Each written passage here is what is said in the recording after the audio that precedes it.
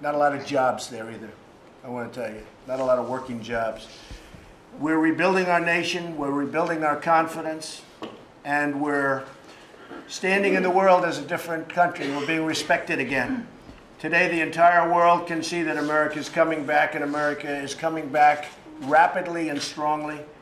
They see that with what's going on economically. This is even before the tax cuts have been approved.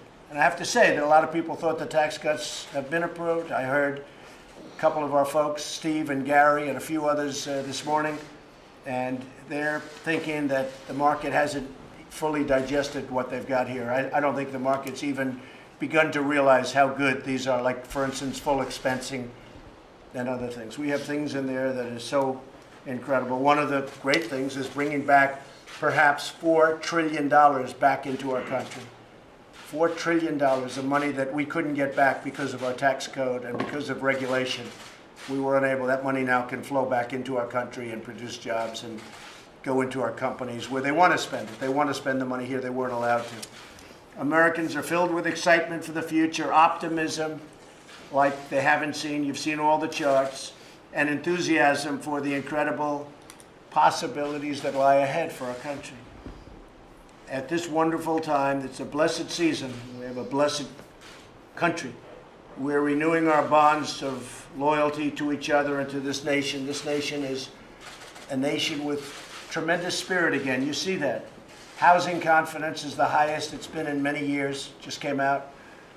Manufacturing, the highest level of confidence they've had since they started doing it many years ago. And business, it has the highest level of confidence. So we're doing a lot of things. So we'll be meeting again. The cabinet will be meeting again shortly. But we have done a job like no administration has done. We get the final passage, and we are waiting for that final passage. As you know, we do have to go through one more vote in the House, and that's being done virtually as we speak. So when that's done, you add all of that to what we've done in terms of regulatory, in terms of military. As you know, we're going $700 billion for military. We're rebuilding our military. We cannot have a weak military in this time and age. So we're rebuilding our military. But when you add it all up together, and then you add two things, the individual mandate is being repealed. When the individual mandate is being repealed, that means Obamacare is being repealed because they get their money from the individual mandate. So the individual mandate is being repealed. So in this bill, not only do we have massive tax cuts and tax reform, we have essentially repealed Obamacare, and we'll come up with something that will be much better, whether it's block grants or whether it's taking what we have and doing something terrific. But Obamacare has been repealed in this bill. We didn't want to bring it up. I told people specifically, be quiet with the fake news media because I don't want them talking too much about it, because I didn't know how people would. But now that it's approved, I can say the individual mandate on health care, where you had to pay not to have insurance. Okay, think of that one. You pay not to have insurance. The individual mandate has been repealed. The other one is ANWR. So a friend of mine who was in the oil business said, I can't believe it, ANWR. They've been trying to get it for 40 years. 40 years, and I didn't know that. We have ANWR. We're going to start drilling in ANWR, one of the largest oil reserves in the world, that for 40 years this country was unable to touch. That by itself would be a massive bill. It'll be one of our biggest oil reserves. It's one of the biggest in the world. Puts us at a level that we're not even at now, and we're doing very well in terms of, as you know, energy. But ANWR by itself would be a big bill. But that's when it hit me, when he said, you know, they've been trying to get that, the Bushes, everybody, all the way back to Reagan. Reagan tried to get it. Bush tried to get it. Everybody tried to get it. They couldn't get it passed. That just happens to be here. And we did that at the request of the two great senators from the state of Alaska, which is a very special place. But I will tell you, ANWR is a big, big deal.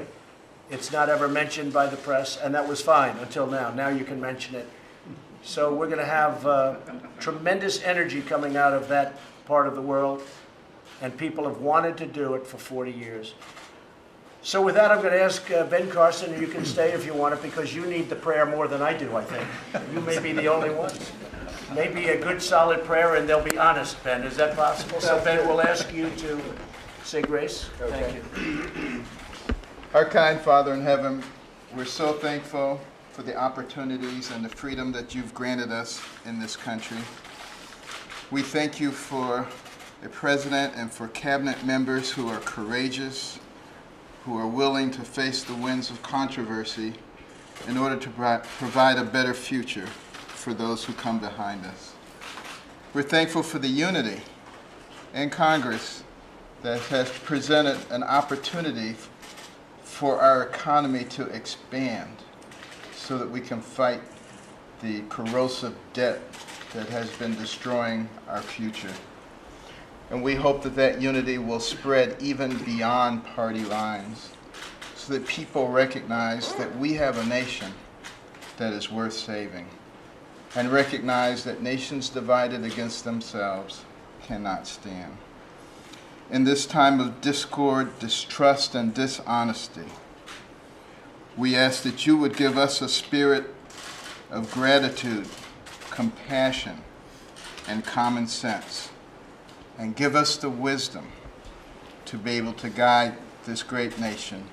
In the future, we ask in the name of the Father, the Son, and the Holy Spirit. Amen. Thank you, Ben. Thank you very much.